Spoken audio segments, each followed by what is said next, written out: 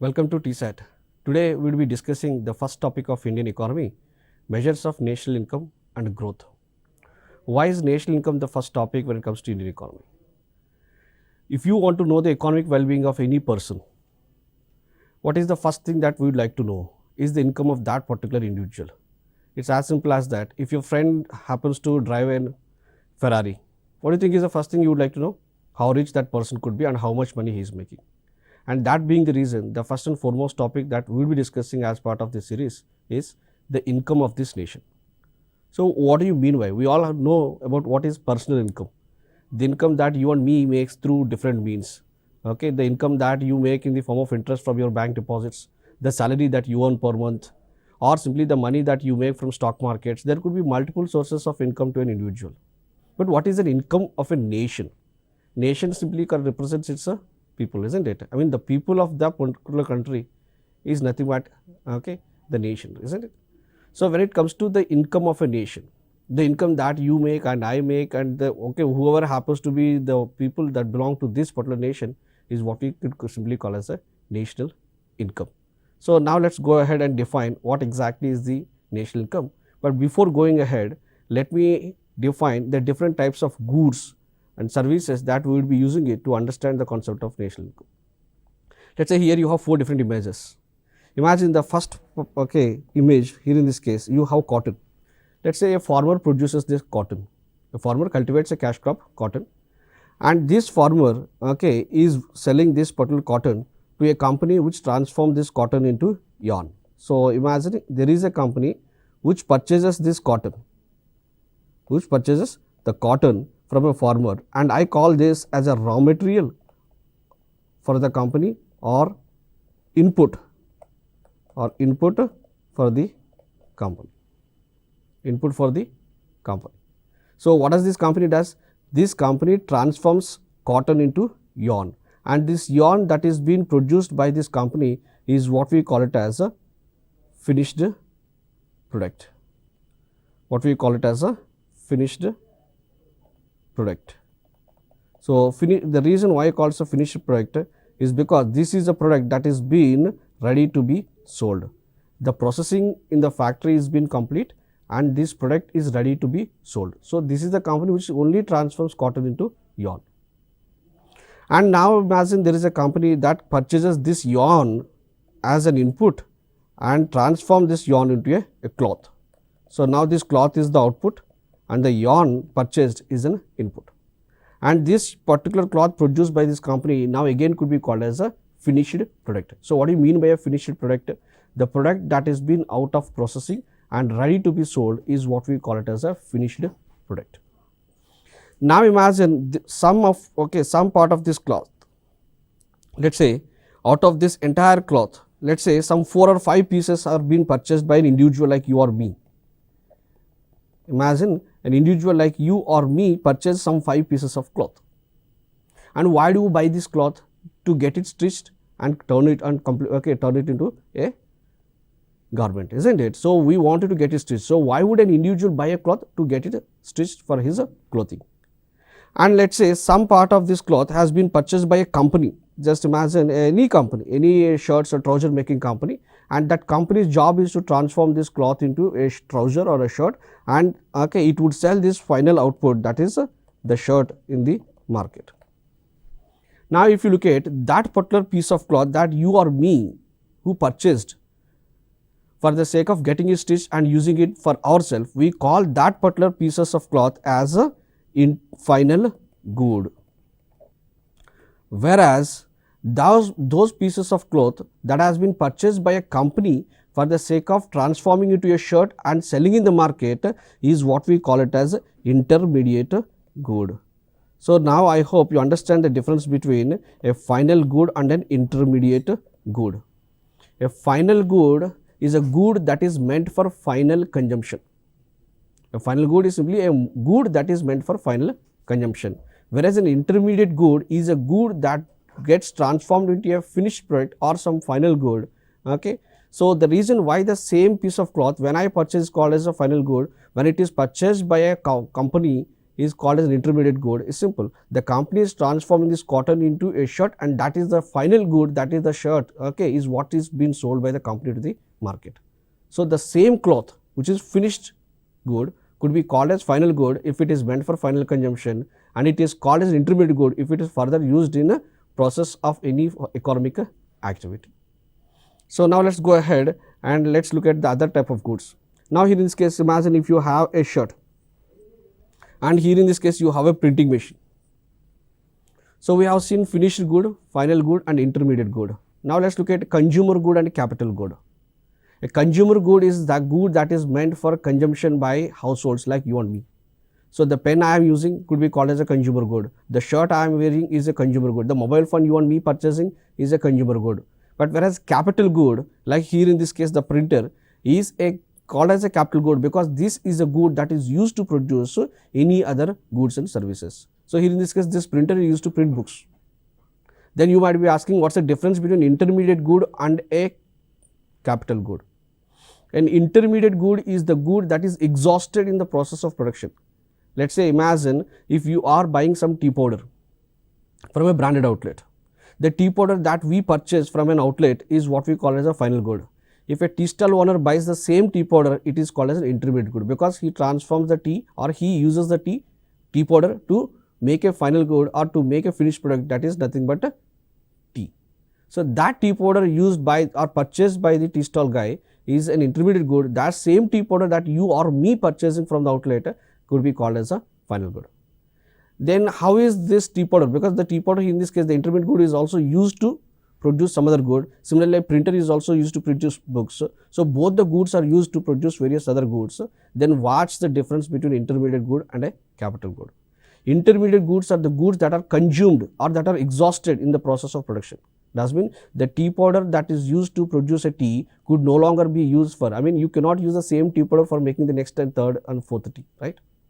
But whereas the stove that the tea stall guy uses to make the tea could be used for n number of times. Similarly, this printer or the copier could be used n number of times. You don't print only one copy using a printer, right? So, you would be using this printer for almost 2-3 years or at least for 5-10 years to print large number of books, hundreds and thousands of books.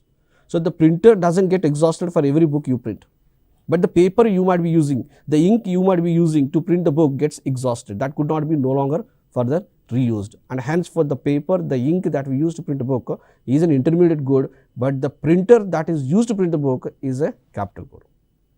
So, now I think you know the difference between a finished good. A finished product is a product that has been out of a production process and ready to be sold. Final good is the good that is meant for final consumption or no further economic activity takes place using that particular product. And intermediate good is a good that is used to produce any other goods and services. Consumer goods are the goods that are meant for final consumption by households like you and me. Capital goods are the goods that are used to produce any other kind of goods, either it is a consumer good or any kind of a commodity. And the last difference between with the last type of goods is durable and non-durable goods. Durable and non-durable. So, durability has been shelf life. So, for how long time you could use this. So, if you look at on the right side, you could find some vegetables and fruits. These are the typical examples of durable goods, non-durable goods, isn't it? The printer is a durable good because it could be used, its lifespan or its shelf life is for a longer span of time, whereas these particular fruits and vegetables, unless you don't have a proper refrigerator, you cannot keep it for more than 2-3 days, isn't it? And hence for these particular goods have a very less shelf life, we call them as a non-durable. So, a TV, the television set that you are using to watch this video is a consumer durable, that could be called as.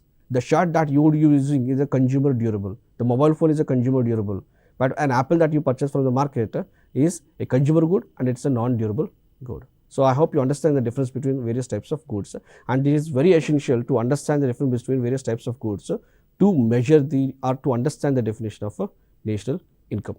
Now, let us go ahead and look at the second most important part of understanding the concept of national income. And this is what I call as factors of production. What do you mean by factors of production? Factors of production are what we call as the quintessential elements to produce any other goods and services. If you want to produce any marker, a chalk piece, anything, no matter whatever the commodity that we will produce, a good or a service, the most essential elements required to produce these goods and services is what we call factors of production, or you could call them as a means of production. Means of production. I think you understand the difference between the terms means and ends, right? So, here are the 4 factors of production that we would be commonly referring. And whenever I use the term called land, generally people have a perception, whenever people use something as a land, we believe that the land, the jameen that we are using to construct a building or simply to cultivate is what we believe as land, or what corresponds to this particular factors of production called land. But when it comes to the term land, it refers to all the natural factors. Let us say if you are having a thermal power company, and what does your company does? Your company uses coal to produce some power. So, your company requires land for the power plant, and similarly your company also requires coal to convert this coal into electricity, isn't it? So, the coal you use, the land upon which you build the factory, everything would be generally referred as one factor of production, that is nothing but a land. So, land does not correspond to only the jameen that we are being using it, isn't it? So, anything that is available from the nature is what we happen to represent through a term called land. And when it comes to the second most important, labor. So, labor refers to any human factor. So, it could be a skilled labor, unskilled labor, semi-skilled labor, no matter any human factor we represent or we happen to connote with a term called labor. And when it comes to capital, so again people have a perception capital refers to only money. No, capital refers to, capital is a very broader term that refers to anything that is man-made, the technology, the building that you would be, okay, that we are recording it, that is a capital. The money that we require to record these particular lectures, that is a capital, and the technology we are using it is again a capital. So, anything that is man-made, okay, could be called as could be referred using a term called capital. And the last, the most important is the entrepreneur or the enterprising skill. Why is an entrepreneur very much required? Is simple. Imagine in the absence of the government which doesn't take the initiative to record these videos, you would not be having this TSAT and you would not be having these classes that has been delivered. So, someone gonna take the initiative, someone need to take the initiative, isn't it? If there was no such company or no particular businessman, okay, you would not be having these goods and services produced, isn't it? The particular television set we are using, if that company doesn't do this, or the owner of the company doesn't mobilize the resources, we would not be having this kind of a output. So, that is the basic reason an entrepreneur or enterprising skill is of utmost important to produce any types of goods and services. So, in general, anything that is required to produce goods and services, we use a term called land, labor, capital, entrepreneurship, and these are what we call factors of production. And when these factors of production are employed, these particular owners of the factors of production do need to be compensated. It is as simple as that. Let us say I am spending the next 5-6 hours of time with you people delivering an economy lecture. If I spend the same time for doing something else, I might have been paid. But leaving that opportunity, I am taking the classes for you. So, henceforth I need to be compensated for the 3-4 hours of time I am giving it to you people. And that compensation one gets paid is what I call as a factor income. And don't you consider myself as a labor? So, I am a human being and I am delivering a lecture and I need to be compensated for the time I am simply giving it to you people.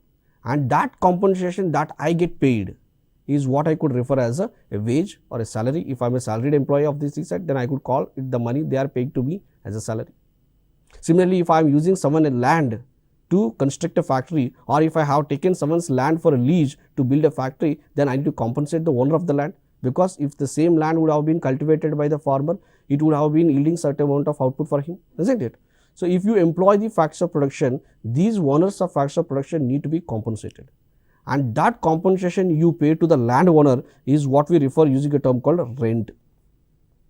And the compensation the capitalist gets paid at the one who happens to give you the money, okay, lends money, is what we call a interest. And the compensation paid to the labor is what we call as a wages. And the compensation the business person or the entrepreneur gets paid is what is called profit. So, these are the 4 factors of production on my left hand side, and these are 4 referred to as a factor income, income earned by the factors of production, or you could call a factor payments made by the entrepreneur to the respective factors of production. So, having seen the different factors of production, now let us define the national income. What do you mean by national income? The typical definition of national income is that the labor and capital of a country acting on the resources produce some output. Let's say in a country of 4 people, just imagine, to make things simple, just imagine there are 4 people in a country. Of course, this seems to be very absurd, but just imagine, let's make things simple. There are 4 people in a country, and all these 4 people together do come, do mobilize the resources in that particular country and do produce some output. And in the process of producing this output, these 4 people might have been paid.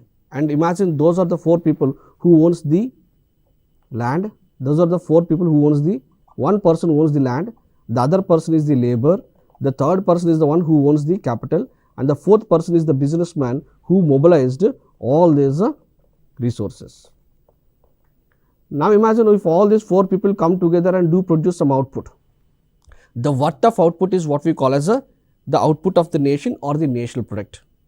And in the process of producing this output, maybe a pen, maybe a chocolate, maybe a shirt, no matter whatever the output they produce, in the process of producing this output, these 4 factors of production would be paid certain amount of money. And the amount of money that all these 4 factors of production gets paid is what we call as income of those 4 people. And since this nation has only 4 people, can I simply call the income of all these 4 people is nothing but the income of the nation? Isn't it? Because the nation corresponds to, represents the people, isn't it? So, income of the nation. And whatever the output they have produced, you express in terms of some market value, we call it as a national output or national product.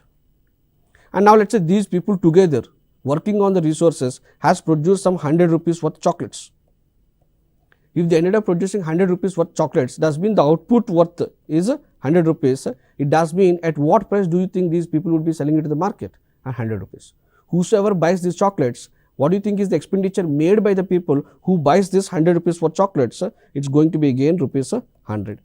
So, if you produce an output worth 100, you are going to sell it for 100. So, the one who buys it is going to make a spending of 100 rupees for 100 rupees chocolates, isn't it? And henceforth, typically people say in any nation, the income of the nation is equal to the output of the nation or the national product, or what we call as the same thing could also be equated to national expenditure. In fact, most of you would have a doubt, how come income could be equated to expenditure?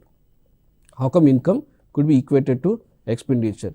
But don't you really think that your income is someone else's expenditure? How do I make money? My money that I am making is someone else's expenditure, isn't it? And that's the basic reason. Never ever get confused how an income could be equated to expenditure, because your income is someone else's expenditure and your expenditure is going to be someone else's income. So, typically in a particular nation, whatever is the worth of output produced would always be equal to the amount of income that people make during the production process, would always be equal to the amount of money people spend upon the goods and services that these people produce. And that's the reason in any economy, you could simply say the national income is equal to the national output is equal to national expenditure. Okay. Now, let's look at the 3 different methods of measuring national income. So, since I already happen to give you the fact that in any particular economy, the national income is equal to the national output is equal to national expenditure, that's the reason we have 3 different methods of measuring national income. That is income method, output method or production method, or you could call survey. Okay, output method or production method and expenditure method. So, what do you mean by it? It's simple. Okay, what do you mean by income method? It is simply how would you calculate through income method? It is simply a sum of the factor income earned, by all the nationals or by all the people of this country. By all the people of this country. Does mean the money I make in the form of salary, the money you make in the form of interest, the money someone else is making in the form of rents, the money someone else, some profit, entrepreneur is making.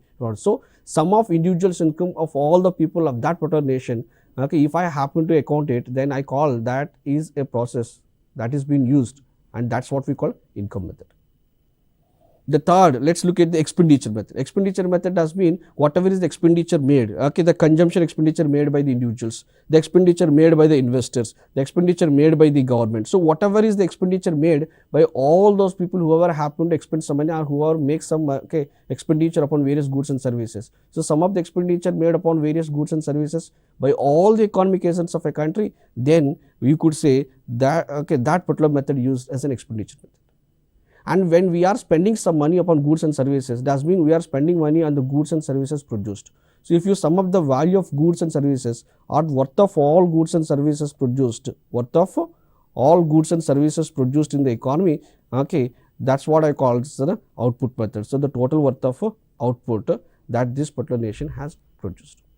So, that is how no matter whatever the method you use, you would be getting the same number, and that is what we could call as a national income. So, the second and the most important part of this, because these days you might be aware of the fact, since 2015 in India we started measuring the GDP using a very new method called gross value addition method. So, let us try to understand the concept of value addition. Generally people have the perception of value addition. Value addition does mean transforming some x into y, or transforming, in the previous slide I have shown you transforming cotton. Cotton has been transformed into yarn. People believe yes, cotton has changed into yarn, and yarn happened to change it to a cloth, and cloth happened to change it to a shirt or a trouser, isn't it? So, some x has been transformed to y, and that is what is the perception of many people, that this is what we call value addition. Of course, cotton has changed its form into yarn, yarn has changed its form into cloth, and cloth has been changed to a different form, that is a shirt. So, every time there is a value addition, but value addition does not necessarily mean that a good has to experience a change in form. No, the definition of value addition is the contribution of labor and capital. The contribution of labor and capital during any stage a particular product happens to undergo. That is what we call a value addition. Now, let us say the shirt has been produced by the factory, and what is the value addition of this factory? A cloth has been transformed to a shirt, that is the value addition of the factory. Now, imagine a distributor buys this particular shirt. A distributor buys a large number of these shirts for the sake of distributing to the retail outlets. And don't you really think this distributor is again purchasing a finished product, that is nothing but a shirt? And what is that he is delivering to the market, okay, to the retailers? He is again delivering a same shirt, okay, isn't it? So, there is no change in form here in this case. It is the same shirt the distributor is purchasing from the factory is what he is selling it to the retailers. The shirt has not changed any form. Then is there any value addition? Definitely. And what kind of value addition? Because this distributor, to purchase this shirt from the factory, to the time, okay, he delivers it to retailer, he needs to spend money upon labor, he needs to spend money upon transportation, he needs to spend money upon warehousing, godowns, isn't it? So, that is the basic reason the contribution of this distributor, okay, or the money that this distributor spends upon the labor and various other resources for, okay, from the time he purchases the shirt from the factory to the time he delivers to the retail outlet is what we call it as a value addition. So, do not be under the impression that value addition does mean a product or a service has to transform into a different product. No, any contribution of labor and capital during any particular stage a product happen to undergo would be called as value addition. So, how would you measure value addition? The formula for computing value addition is the price of output, minus the cost of intermediate consumption, or you could simply call it the cost of raw materials or inputs, cost of intermediate consumption. So, that is what we call it as a value addition. So, now imagine here in this particular example, let us say in the first stage, let us imagine this is the first stage of a production of a shirt. There is a company which purchased cotton worth ₹100 from a farmer, and once this company has purchased cotton worth ₹100 from a farmer, they have spent some money upon the labor and capital and transformed this cotton into yarn, and finally this yarn is what they happen to sell it at a price 200. So, what is the value addition in this stage? That is 200 rupees minus 100. So, that is what the value addition taking place in the first stage.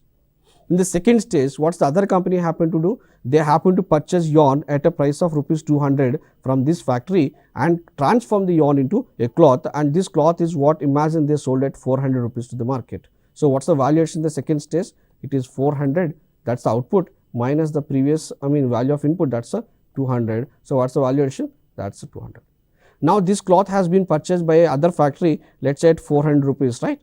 And this particular, okay, company has transformed this cloth worth 400 into a 700 rupees worth shirt. Let us say finally a 700 rupees worth shirt is being sold to a consumer. So, now finally what is the value of final output? That is a final good ₹700. So, a 700 shirt has been produced, isn't it? So, this is the final good that this, okay, and imagine this particular shirt has been purchased by you or me. In such case, this is the final good that this particular economy has produced, and what is the worth of the final good? ₹700. But in this case, what is the value addition in the third stage? It is 700 minus 400, the money spent upon the cloth. So, how much it is? 300. And now sum up the value addition, okay, isn't it? Now sum up the value addition, I mean value added in all different stages, isn't it? So, what we will be getting is the 100 rupees worth of cotton initially from the farmer, because the farmer has produced 100 rupees worth of cotton, that is the value addition for the farmer. And the second stage, there is a value addition by the company that transforms cotton into yarn, and then you have 200. So, if you look at the value addition all these successive stages, the total value addition is worth 700, and this is generally how we measure income of a nation or GDP using value addition.